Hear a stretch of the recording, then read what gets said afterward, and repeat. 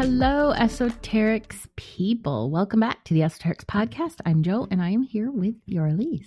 Hello, everyone. Today, we're going to talk about evil eye. But first, let's get caught up, Jo.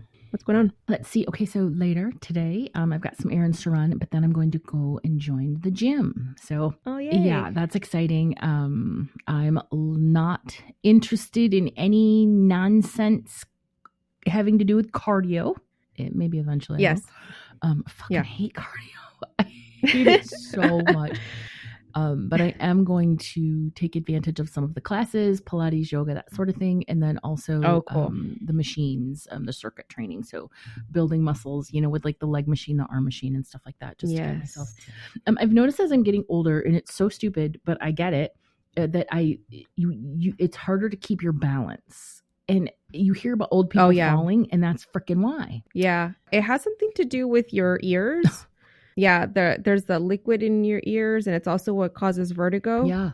Yeah. But yeah, and as you age, I believe you lose it or you make less of it. And that's why like older people are more prone to vertigo and they're prone to losing their balance. But that's why the best things you can do for your health, especially as we continue to age, are maintaining your muscle mass and maintaining your flexibility or increasing your flexibility. Yeah, and that's what I'm doing. So, it's not like I'm, like I need a walker or anything, but I do notice it's like, wait, whoa, you know what I mean? Like, yeah. So I'm excited about that. And then I am actually working on a full moon energy forecast. I'm going to release that tonight. And I'm excited because this one is going to include a link to a free meditation that you can download and listen to anytime you want. And that'll all be hosted on my Tools for the Modern Mystic page on my website. So very cool. Look for that tonight. I'm excited about the guide. It gives us a forecast how to work with background information, everything we need to know about the full moon in Virgo. But then also there's some other planets that are at play, like Saturn and Venus and Uranus. And then it includes journal prompts and affirmations. So there's lots of cool things going on within this guide. Awesome. That's very cool.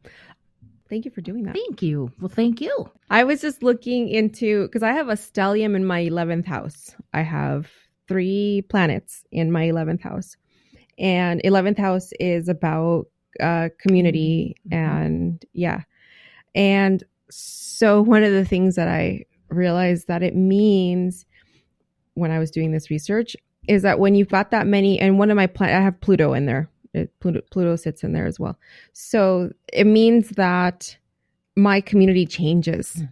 That like just as quickly as like I may meet people and they come into my life, I also will move on pretty quickly, which is interesting because, as I'm starting the practice with hosting regular ceremonies and regular meditations here locally, I was thinking for a minute, I was like, wait, what if everyone from last time can't come? And I was like, oh no, that's not how it's going to work. Like, that's what I realized. I was like, that's not how it's going to work. It's going to be probably new people every time. And maybe, there will be some recurring, but for the most part, there's going to be movement there. Yep. So there's going to be a flow. Yep. Yeah. Fluidity. One of the things that I've noticed since I started reading way back in like 14, but definitely since the studio in 2017 is that I have, I've met and interacted with thousands of people. But there is always this core group of people that continue to book with me, go to the events, that sort of thing. But then it's interesting because your core group will also shift. And then, maybe there's 20 people that constantly do it for like 1 year. And then that slowly shifts into the next year where there's 20 different people. So it's very cool. And that makes sense that, that's coming up in your 11th house. Yeah. Yeah. So I was always wondered because when I look at my chart, it's very heavy. I was born in the morning. And so normally morning charts are very heavy on the left side and then evening charts are heavy on the right. So I have a lot of planets just, chilling in the same areas sometimes. Yeah. So just interesting to know what that's about and what it means. It is cool. It's been so fun to learn astrology. It really has. It explains so much that you have no idea. Mm-hmm. you know, that you would be able to find an explanation for. Yeah, I love it. You have any more ceremonies coming up? I do. I have a new moon ceremony that is March 24th at Raincross District here in the city of Riverside, California. And then I have scheduled for April, I'm going to start doing meditation Mondays in April. Nice.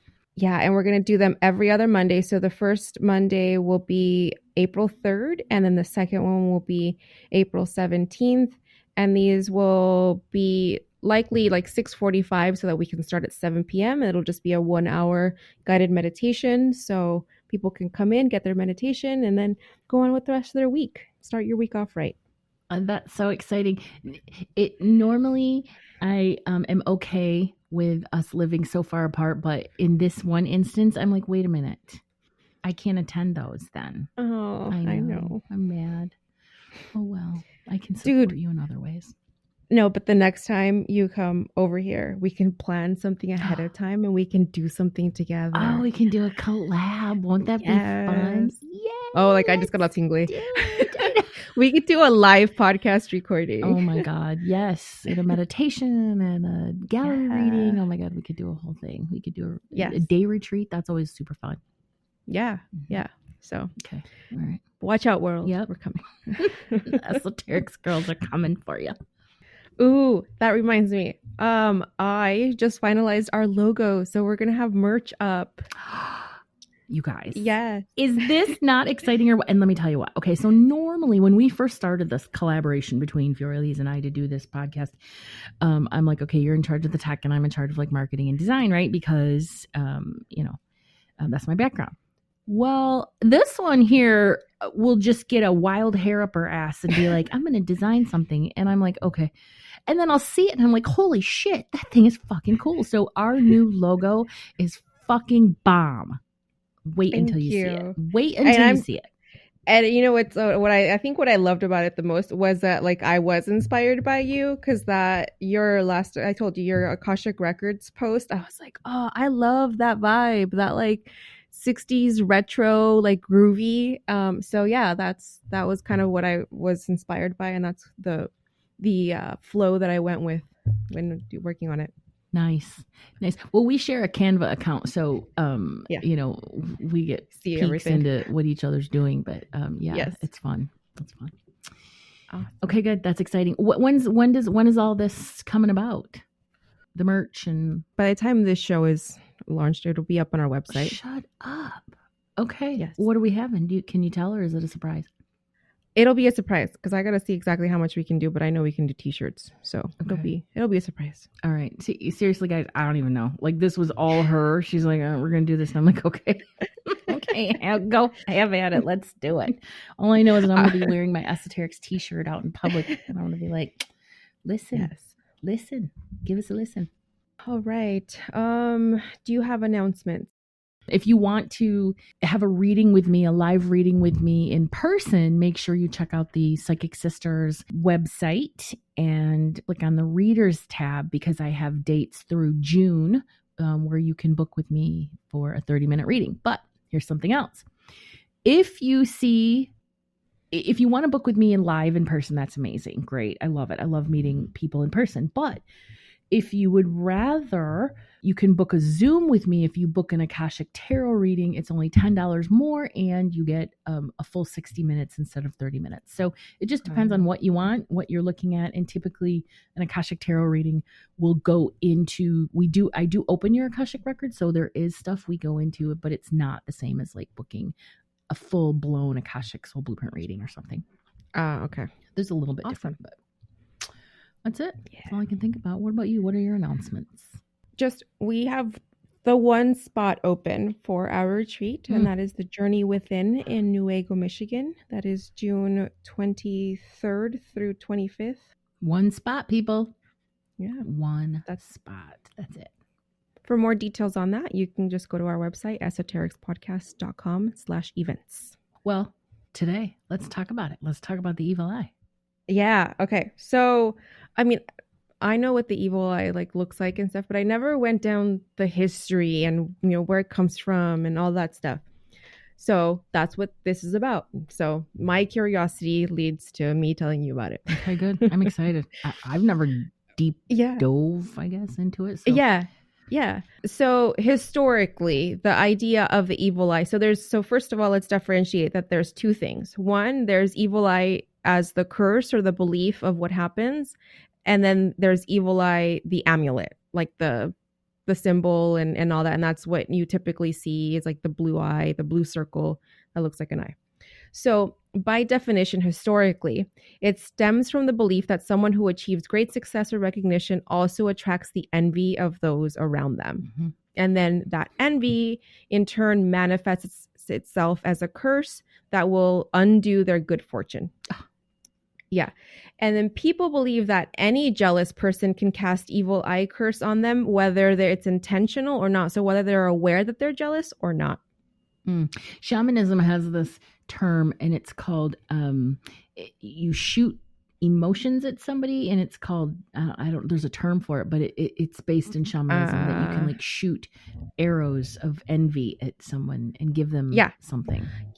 Yeah, so that's the same idea. That's essentially what it is. So different cultures kind of believe different things, but almost every culture has some kind of belief in evil eye. Yeah. So I thought that was really interesting. So the actual belief of evil eye is ancient, and it's occurred in ancient Greece, Rome, and then it can be found in Jewish, Islamic, Buddhist, and Hindu traditions, and then also indigenous traditions here in North America. Other folk societies, like it's persisted from old world, like obviously from Greek, Roman times, and well into modern times. Wow, cool. It is overall believed that usually children, newborn babies, pregnant ladies, and successful people are more prone to it. The vulnerable and the rich. Yeah. But even just like, regular people, you can be prone, because most of us have something that someone else wants. Yeah. and so that's kind of where the idea comes from, is like you have something that someone else might want, whether they are aware of their jealousy or envy around it. And when they kind of give a little bit too much of that energy towards you, you can take that on. And then, so that's essentially the thing of where it comes from and how it manifests itself. But there's also some signs or symptoms of evil eye. So some of them are financial loss, vomiting and fever, heavy eyes and eyesight problems, the souring of milk in nursing mothers, headache and body pain. And then I'm about to sound like a medicine commercial, okay? Mm-hmm. Sudden mood swings, loss of appetite, insomnia, depression, fever, fatigue. Mm-hmm. So there's so many things it could be written off as somebody placed an evil eye curse on me. Yes, yeah. Like pretty much I stubbed my toe. Girl, you been cursed. That's an evil eye. What I thought was cool is the different languages or in different cultures what different people call it. So in Hindi and other languages of South Asia, they call it nazar. In Italian is malocchio. And in Spanish is mal de ojo, which means bad eye, or it's actually a sickness of the eye is more accurate. Japanese is jashi, and then in Arabic is ain hara. Yeah, but my favorite is kind of malocchio because it reminds me of Pinocchio. Yeah. And you can say it so well too. Yes, it's pretty.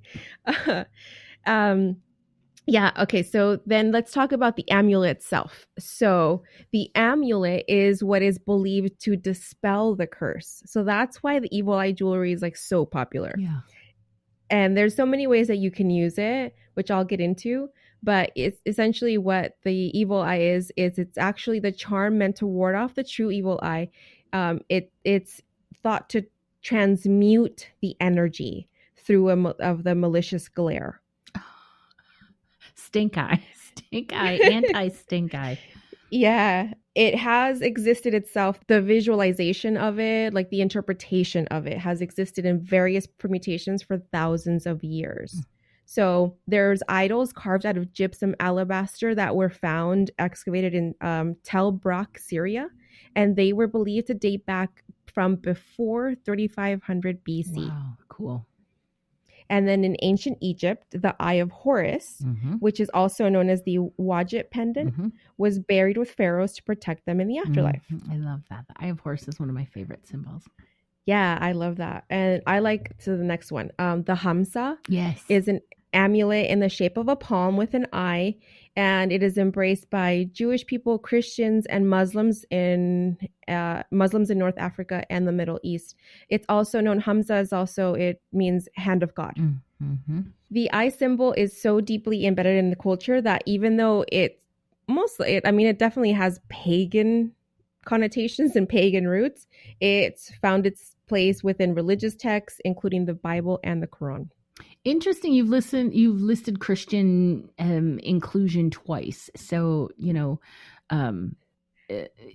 there's a lot of things that even though it's in their history, they'll still, discount and criticize, and you'll be, yelled at for going to hell. You're going to hell for having these symbols in your, life. So I'm sure that there's someone's, super strict pastor out there that has told them that it's something devil or something. There's always one person that doesn't look into it. The hand of the devil, the eye of the devil, Satan. Speaking of the eye of providence, often embraced by Freemasons, is meant to symbolize God omniscience, which we all know because it appears on the back of the US $1 bill. I was just going to say, that's on our dollar bill. Yes. And then in Greek culture, the Greek philosopher Plutarch, he wrote it was called Symposiacs, suggested a scientific explanation to what evil eye was. He said that the human eye had the power of releasing invisible rays of energy that were in some cases potent enough to kill children or small animals. And what's more, he claimed that certain people possessed an even stronger ability to fascinate, citing groups of people in the south of the Black Sea who were uncannily proficient at bestowing this curse. So more often than not, those said to be adept to delivering the curse are blue-eyed, and that's why the amulet is typically blue. Dude, there was not 1 ounce of science in that. I don't know who this dude is, but he doesn't know what science is. I know. So, but the whole thing about the blue eye is more likely that it was a genetic rarity in the Mediterranean area. Right. And that's why. It's because it's like anything, right? It's usually in history, it's always like the one that's like thought like we should be scared of that because we don't know what it is because it's so rare. It just comes from that. Have you ever seen the pictures of the little African children with blue eyes? I mean, to be fair, they are freaky looking. I mean, blue-eyed devil, all that sort of stuff. I mean, blue eyes are beautiful, but they can be very weird and freaky looking on ethnicities with darker skin. Right. Well, it's just the contrast. Yes, is all it is, right? Yeah. And it's a stark contrast. The stark contrast, and it's like out of place, and it's like, and blue eyes can be mesmerizing. Scorpios have very piercing, clear eyes, and those are the type of eyes that where, with Scorpios, you never know. There's a murderer behind them. You never know. We love our Scorpios. Disclaimer. Yeah, same.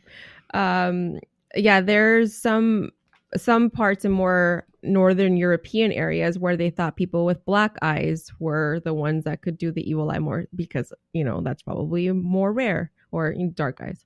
But yeah, so it's just because it was not easy to come by is all it was. There's no science here, Plutarch. No, see, he doesn't know.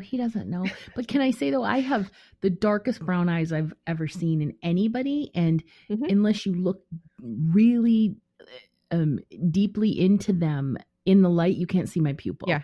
And so it does look like, I have black eyes. Like you have black eyes? Yeah. Oh. Yeah. So you do the evil eye. Right? A stink eye, because then I can get my face in it and then they know. Right. Whatever I'm trying to communicate, they know.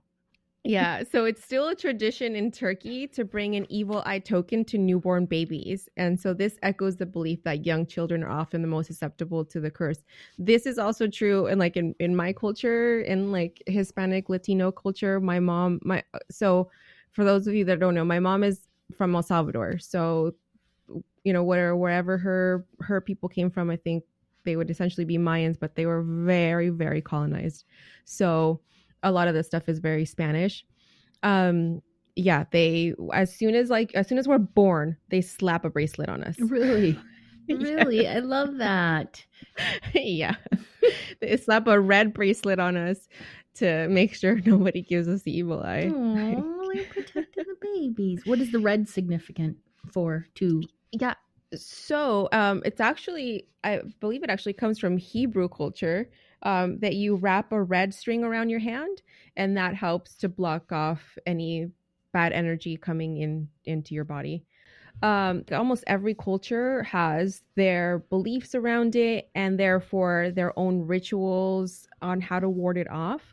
So, what I would recommend for someone who's interested is to look into your own culture and see what your culture believes, and maybe utilize some of that. I'm going to go through some of them, the ones that I found that were pretty interesting, but I just don't want to bore everyone by going through each individual one. Okay. So in Italian culture, malocchio is considered very, very harmful. Oh. So people use sacred rituals and amulets to ward off the curse. And when someone talks about something with pride, they use an expression called facendo corna, which with their hands, the making the horn sign. So it's the like rock and roll horn sign by raising the forefinger and the little finger. And the horn sign plays a crucial role in warding off Italy's evil eye curse, as Italians believe that this symbol has a sacred power to counteract the negative impacts cast by the hostile glance. So I like that. In pop culture, I thought this was because of course, you kind of go down the rabbit hole. I want to know, like, how did that become popular, with metalheads and all this stuff with rockers? Yes. Okay. So it's generally attributed to Ronnie Dio from Black Sabbath. Yes. Ronnie James Dio. So when he replaced Ozzy Osbourne, when Ozzy was either when he left or was kicked out of the band, I think that's still like up in the. I mean, I don't know. We'll find out one day maybe. So Ozzy used to put up the double peace signs when he was done with his concerts, right? The double peace signs. And so when Dio came in to replace him, he wanted to have himself, a thing that he did, but he wasn't going to copy Ozzy. So then that's when he started to do that, the horn sign.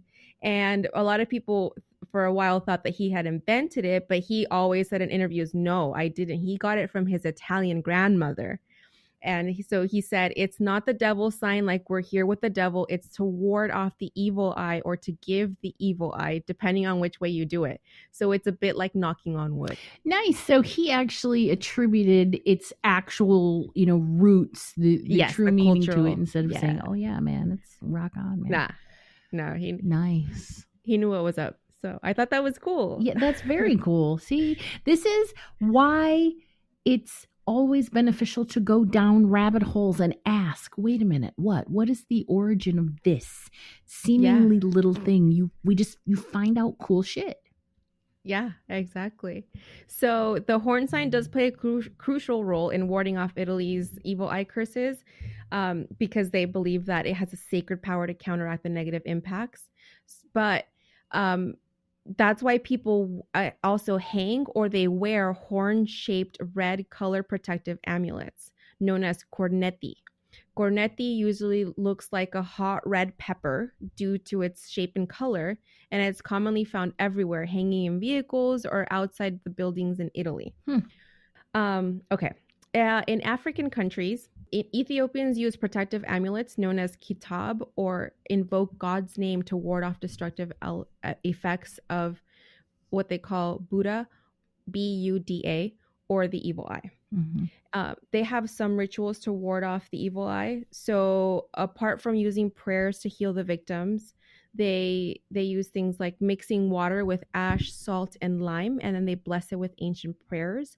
And this water is then offered to the victim as an emetic. And as the victim vomits it, I was the gonna say. yeah, the evil spirit leaves their body. Mm-hmm. Also, they do hitting the victim's shoulder or arm by hand to force the evil spirit to leave the body. Is that the origin of slapping someone's back to stop them from choking, or I mean, I just feel like that would open up. Imagine like you have like I just feel like siblings would abuse this so much. And you just like I was just slapping the evil eye off of you. right, exactly. And she's touching me. They're touching me. I'm just helping you. He has What is evil the eye. problem? I'm helping you. All right. And then in Spain and in Latin America, so Mexico, Puerto Rico, and Guatemala, and Central America too, because like I said, my mother practiced a lot of this. We grew up, my mom is very superstitious. Mm-hmm. So That's one of my favorite things about her. we talked about this all the time. Like this was very prominent in our home. When my son was a baby, she at one point she was like, he tiene mal de ojo. We have to give him a cleanse. And I'm like, okay, let's do it. Yeah. Well, a cleanse from what? From the mal de ojo. Oh. Yes, which I'll get into exactly how we did that. Okay. Okay, so mal de ojo is popular in Latin American culture, and its origin has been traced to the Eastern Mediterranean and the Greco-Roman traditions. So people of Latin America believe that mal de ojo is an intense, hostile glance filled with jealousy, So it's all the same. They also believe that infants, pregnant ladies, and kids are the most vulnerable. So that's why pregnant women, again, when I was pregnant, my mom was like, you always have to have a red string tied around your belly. And I'm like, Mom, I can't do that all the time. But it was really good to like wear red or have some kind of pendant, like have some kind of protection, wear some kind of protection, especially when you're pregnant. That was a big thing. Okay. And then, so how they ward off the evil eye. So because newborns and infants are at high risk, or they believe that they're at high risk, they often use garlic cloves. That comes from Roman tradition to keep the dark energies and spirits away. Elders make triangular protection amulets for kids or their loved ones, and they contain coal, salt, and garlic to keep the hostile glance away. Alternatively, they place a few garlic cloves in a red string or under a baby's cap to protect them from the curse or unwanted attention. People also tie a red ribbon to animals, babies, or precious belongings so that the ribbon can gaze attention instead of a person or a thing. So that's what I've always thought was interesting, because I know we did this a lot with the babies, right? The babies usually got the red bracelet. So that was part of it, that it's like distracting the person's gaze. Instead of staring at the baby, they're staring at the bracelet. Wow. Cool. Some rituals if you suspect that you have evil eye. If you suspect this could be happening to you. My favorite is the egg cleanse.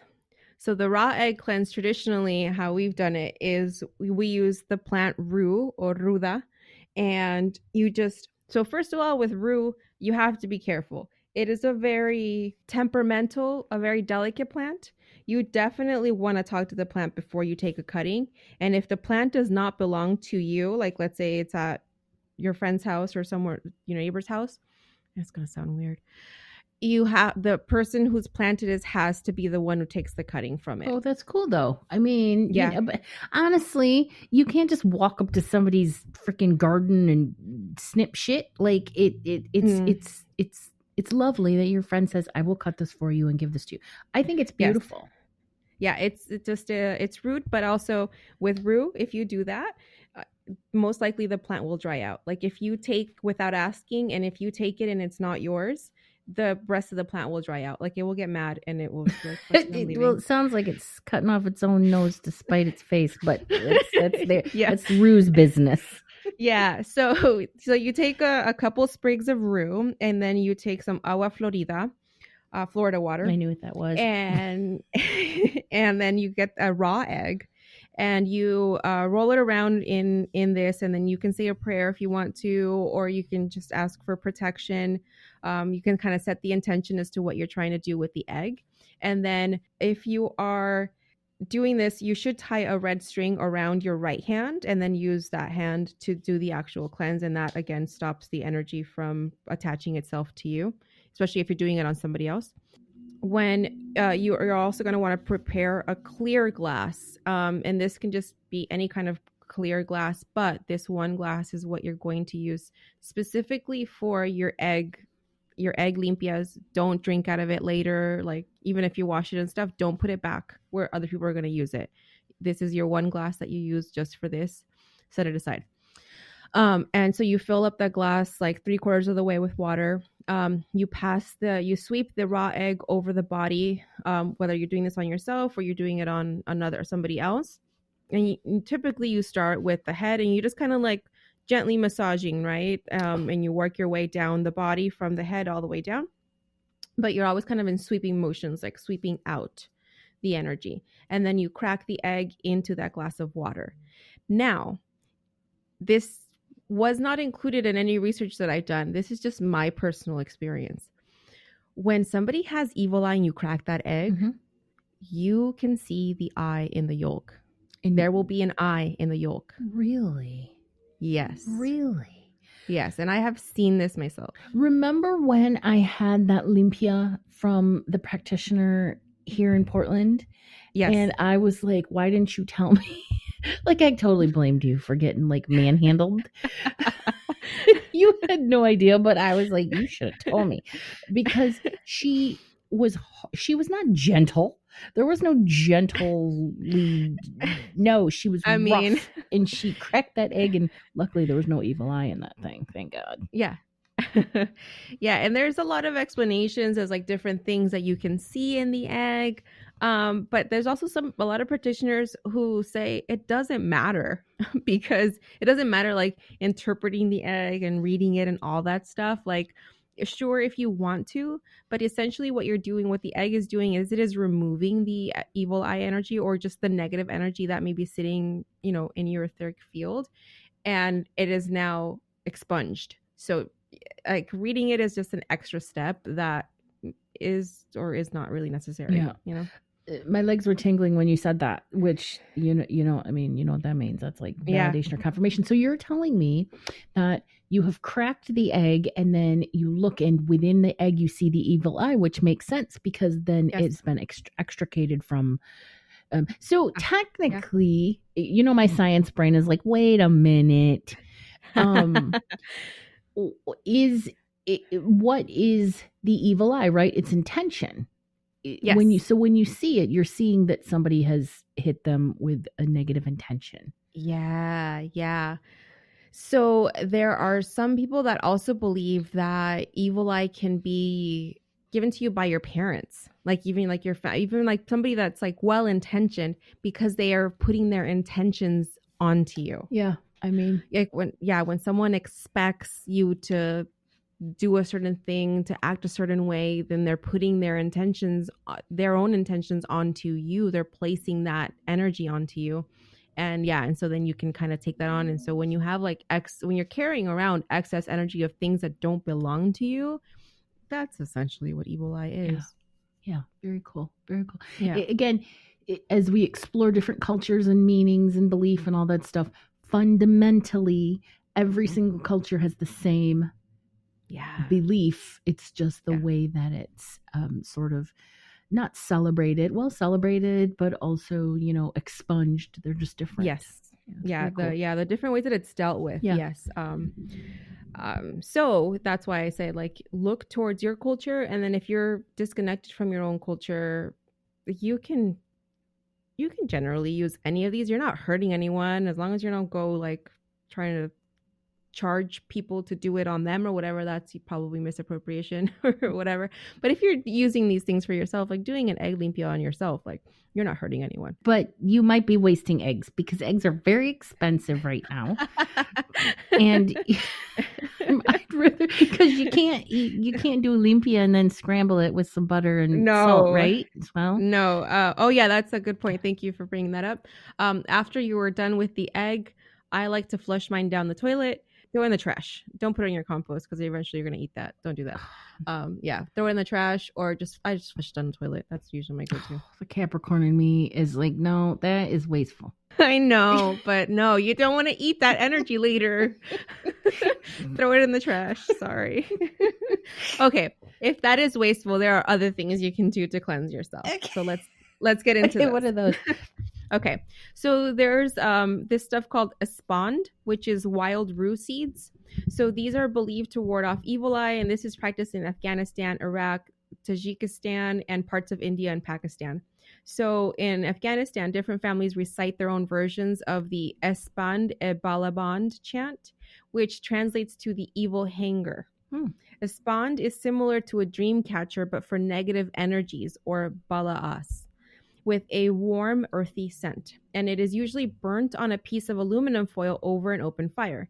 And then once the smoke appears, various chants are recited with the thematic messages around shooing negative energy and unwelcoming the evil eye. Oh, I love that. Have you ever smelled that before?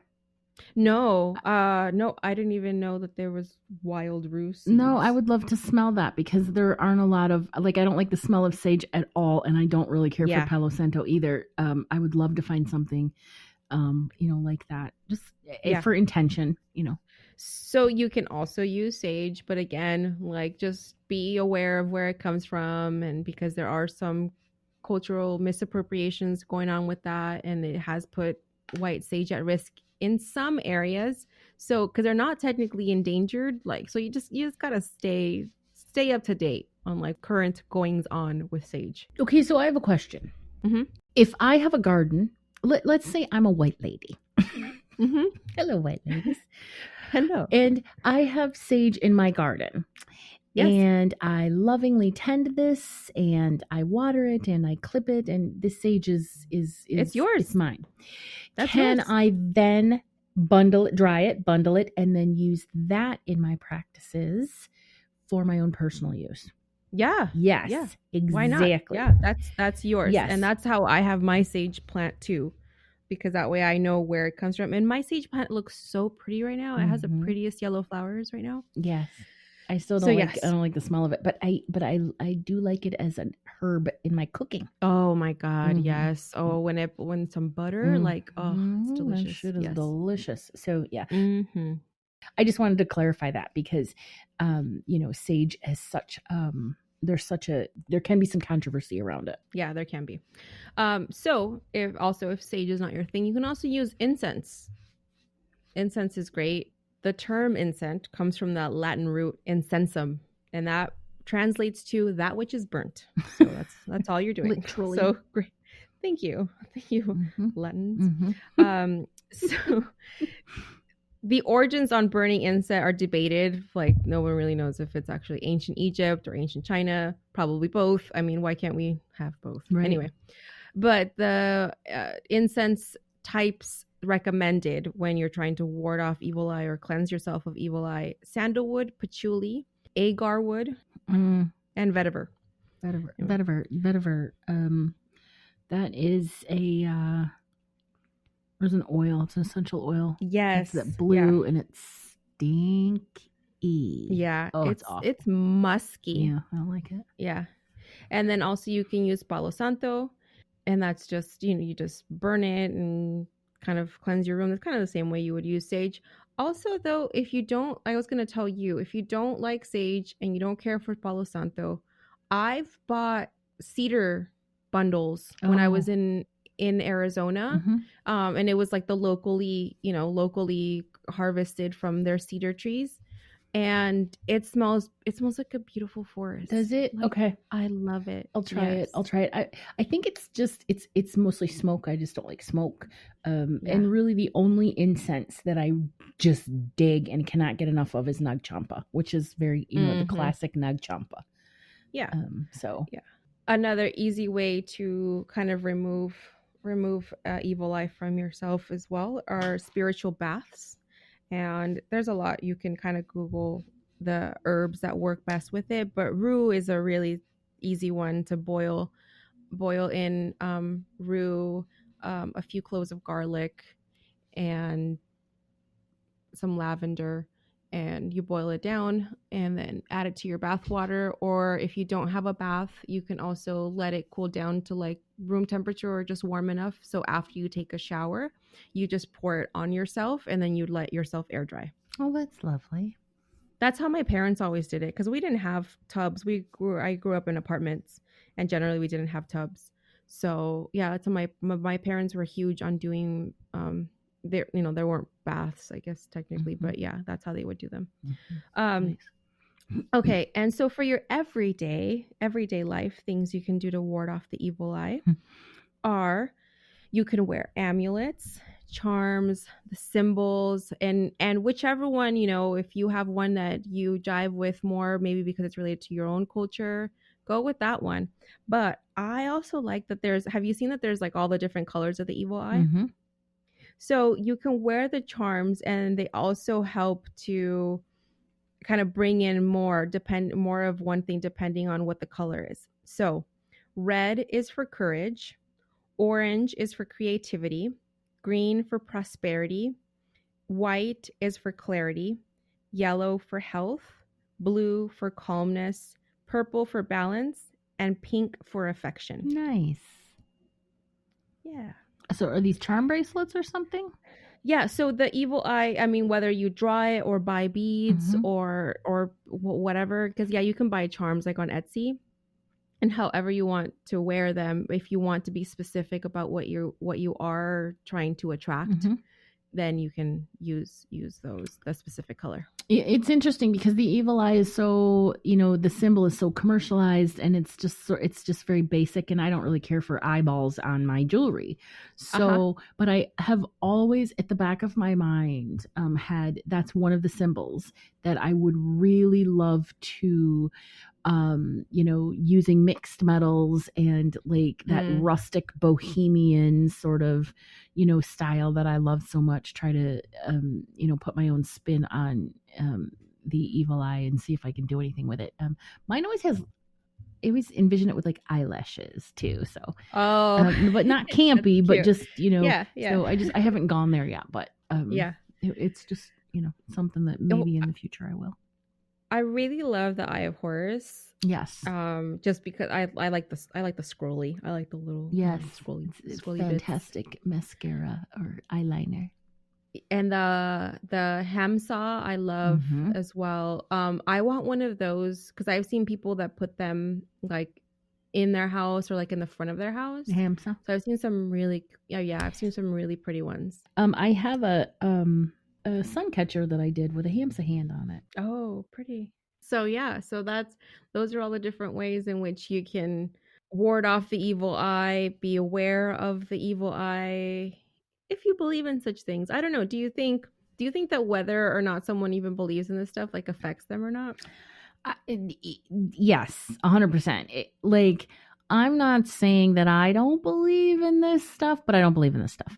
And so it's completely oblivious to me. I'm completely oblivious to stuff like this. But I believe other people believe it, and I believe that it does hold power, and I believe that the practices and it's all super cool and interesting and amazing and all that stuff. But for me in my everyday life, if somebody throws me the evil eye, I'm clueless, and I'm like, well, what's your problem? Right? I'm like, not over here. Not over here. Right. Rude. Take that somewhere else. I think that regardless of whether or not you believe in it or you believe in it 100%, you don't lose anything by having some kind of practice to like cleanse yourself, remove whatever extra stuff, maybe sitting on you. Yeah. And it can be fun too. Yeah. Your self-care, right? Like your self-care sometimes already takes care of things like that. That's why we get massages. That's why we, take baths, even if we're not like super setting the intention of like, oh, this bath is cleansing this, I'm doing this and that with it. Just the act of doing it itself. Yeah, it's the intention. yeah, is healing. So And with a lot of these, especially ancient indigenous practices, it's not that I don't believe in those either, because the last energy that I would fuck with would be like Native American or, Central American or anything like that. Like that is some serious potent, energy. And they have had these practices for thousands of years, and they had them for a reason. Do you know what I mean? yeah, And so I think that there is a lot of mysticism surrounding them, but it's also based in like legitimate cultures. And I think it's right. beautiful. So for that matter, of course, I'm going to engage in things like limpias and, stuff like that. But just for the everyday, general overview of somebody, gives me the evil eye and now I'm cursed. I'm like, listen, the only curse is that I have to, have this person in my life if they're going to curse me. Do you know what I mean? Yeah. No, you know what I think is a practical example of how this shows up is, when you're doing something and no one's watching and you're just doing it just fine, but like the moment people are looking at you, Mm-hmm. you fuck it up. Mm-hmm. Like that's evil eye. Right. Or when you're trying to say, look, when something won't work and somebody's over your shoulder and they're going to help you, and then you do it and it works. It's like, son of a bitch. Yep. Yeah. So have you ever been cursed that you know of? I mean, I know my mom would regularly. Oh yeah. So, okay. So we're going to get personal here. Mm-hmm. Okay. So me growing up, like we didn't see a lot of family. Like there was a lot of family that was cut off. Like, cause my mom is like, she's how I learned to hold grudges. Like my mom will hold a grudge like no other. What's her sign? She's a Pisces, but she's like an Aries moon. Oh, there you go. That Aries. Yeah. All right. Yeah. For example, she didn't talk to her sister for like 23 years. That's a grudge. Yeah. But anyway, so there was a lot of people in our family who we did not see, we would not be around. And when I would ask like, hey, how come we don't see like, so-and-so, be like, oh, because they're envious and they give mal de ojo, like we don't go around them. But yeah, like for sure. Absolutely. Yeah. Okay. But you personally, like, nobody's ever like, the word hasn't gotten back to you that they actually did some sort of, curse on you with like, a ceremony or ritual or something like that. Yeah. I don't think it has to be that intentional for it to happen. So I would say yes, because like one of the people that we avoided for years was an aunt. Mm-hmm. I won't say on which side or anything. Yeah, she was an aunt. And she was an aunt through marriage. Okay, so I'll say that much. She's not a blood aunt. Yeah. So we avoided her forever. And then at some point, for some reason, my parents decided to let these people back into our lives. And so when I was in high school, I would see her very regularly. And that time of my life was very difficult. Like that time of, I remember like thinking back on it now, like things were very hard. And then as soon as there was distance, and I didn't see her anymore, didn't see them anymore, things got better. So, I honestly hadn't really thought about it until this moment. But I think absolutely, because especially with her, everything was always like, it was always comparison. She was always trying to compare me with her daughters. And it was like, we're different people. Mm-hmm. Like, I'm not your kid. And there was one incident that happened. That family won't listen to this podcast. Even if they do, I mean welcome. Anyway, so I went on a trip with my uncle, and so then his wife, and then my cousins. And so it was actually two families, and I had like 4 or 5 cousins who were there. My parents did not come with me. It was just me. And then my grandparents were there. My grandmother was there. And we were in a double cab pickup truck. And me and my cousins were in the back. We were, in the bed of the truck, because they had one of those cover things or whatever. Mm-hmm. A cab. So the camper, that's what it's called. So the whole entire trip, it was to Laughlin. So this is, like 6 hours or so. And at one point on our way back, I was sitting in the back of the cab, not in the camper, with my cousin, and we're just like sitting back there talking. We're like sitting in a parking lot. I think we're waiting to leave. And so I'm just waiting for the adults to come in so then I can move into the back into the camper with the rest of the kids. And then because my grandma was the one sitting in the back of the cab. So my grandma comes and I'm like, "Oh, grandma, like let me move." And she's like, "No." She's like, "It's okay. I'll go in the back. It'll be more comfortable for me." Um and I'm like, "Are you sure?"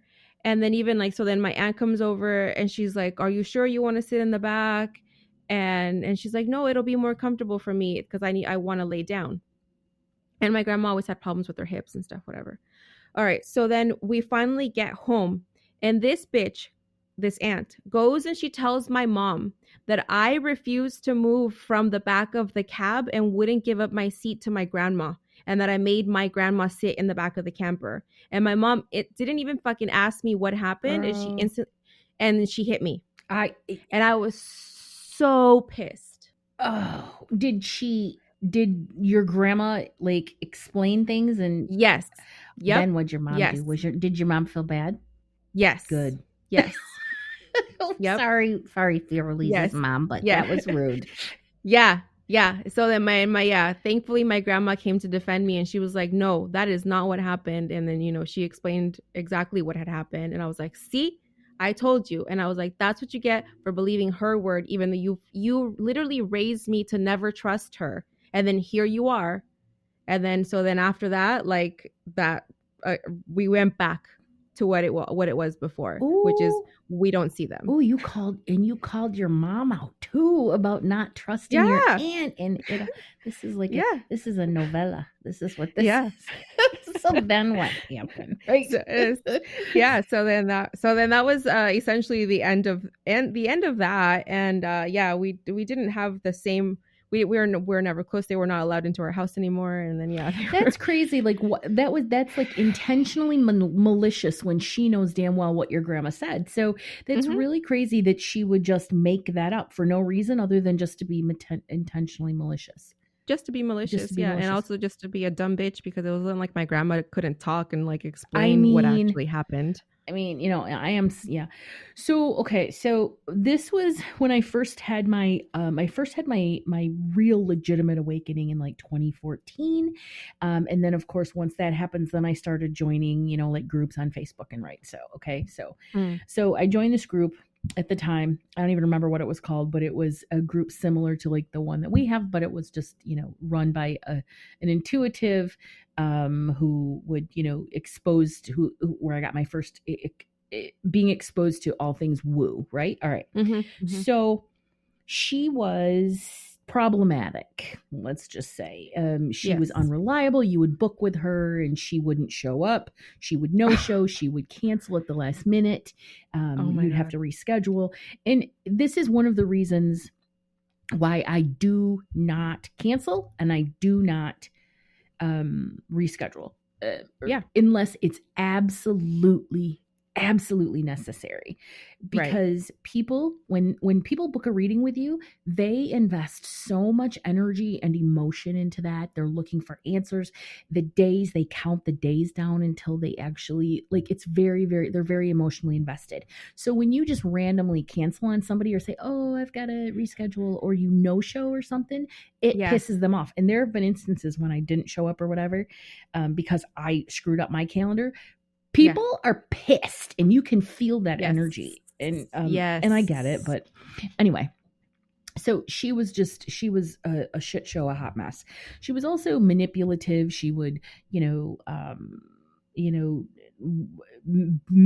I don't want to bilk people for money, but she would tell them that there were things that she found that they need to pay for and all this other stuff. So those types. Yes, she was hot garbage. Just not cool. Yes. So anyway. Yes. The more that we worked together, I realized, we have several past lives together, and they were in every fucking past life. This bitch killed me. And then Kathy Hargrove, friend of the community and the pod and moderator and everything. Kathy knows who this is, and she knows. Kathy was the one validating all of these past lives for me.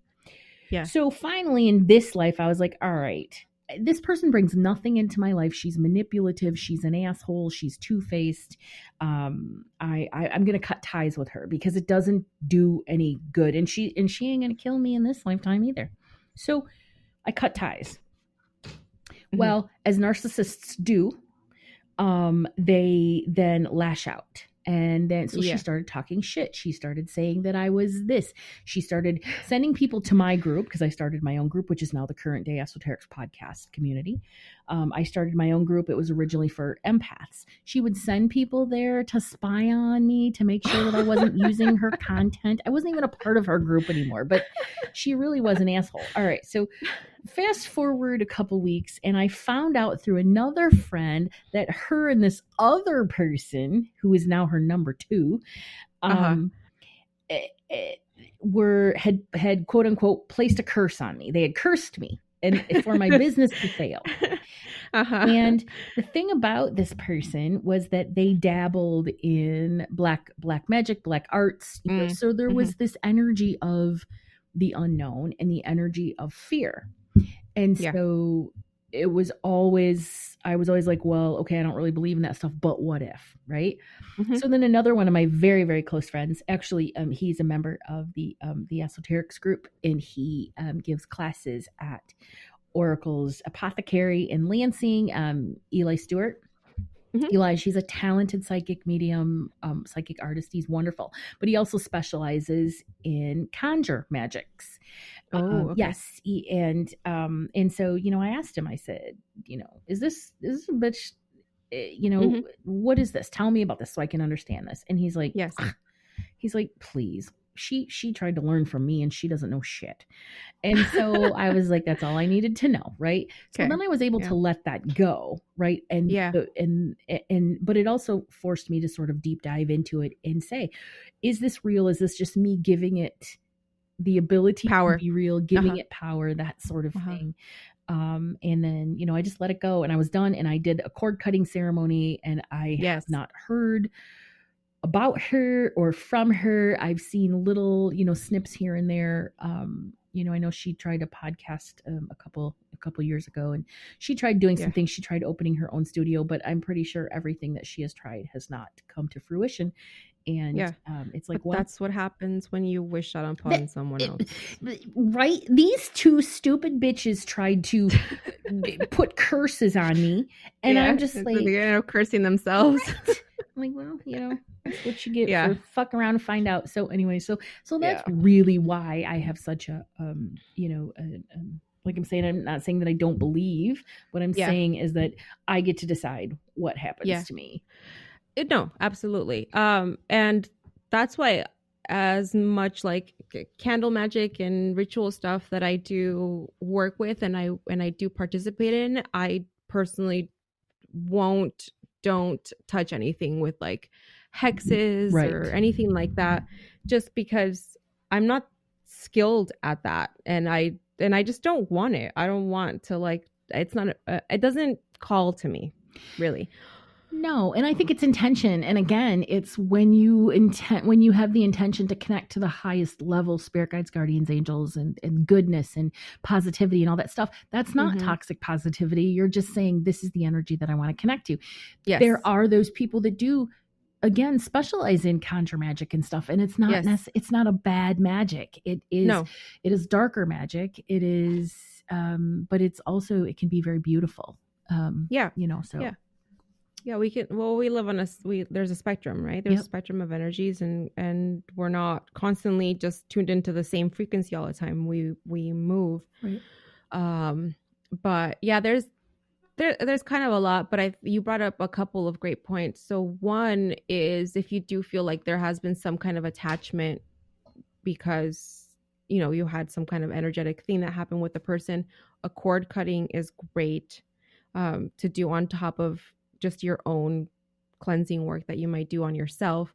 Doing a cord cutting ritual, even if it's just a cord cutting meditation where you imagine yourself picturing that person, picturing a cord coming from your heart center to theirs, and then imagine yourself literally cutting that cord, severing that cord, and then also remembering that we do form energetic cords with people, and they fade, they dissipate with time, and especially if like the interaction wasn't very long, but you continue to give that cord power and that connection power. The more you talk about it, the more you talk about them, the more you say their name specifically, the more you say their name. Mm-hmm. So if you're trying to avoid or let go of something that's happened with someone, don't say their name, and then limit who you talk to about and how you talk about it, because you are just forming new connections every time you talk about the experience. Right. Energy is intention. Energy is manifestation. Energy manifests matter, that sort of thing. You keep saying their name, they're going to come into your life in certain ways. Think of it like Harry Potter, or the Harry Potter community not wanting to say the name Voldemort, and Harry's like, I'll say it. And every time Harry says it, everybody's like, don't say that name. And he's like, Voldemort. Harry's not afraid and then of Voldemort. What happened? He killed Voldemort. Fucking Voldemort. Fuck you, Voldemort. No nose having ass bitch.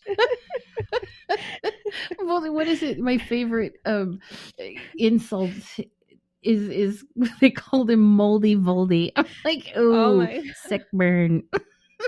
But it was kind of funny. I'm like, well, that's rude. Oh man. All right.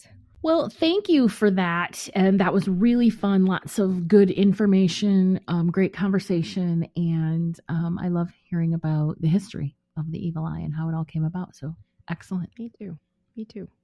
Well, friends, that means that it is time to say goodbye. But listen, you can find us on all the socials under Esoterics Podcast, of course, and then catch us on Facebook, hanging out in the podcast community. It's a safe place to explore, ask questions, post memes, and but our favorite thing is when people ask questions and want to deep dive deeper into these cool topics. Thank you all for hanging out with us today. Stay mystical, magical, and don't let anyone tell you what to do.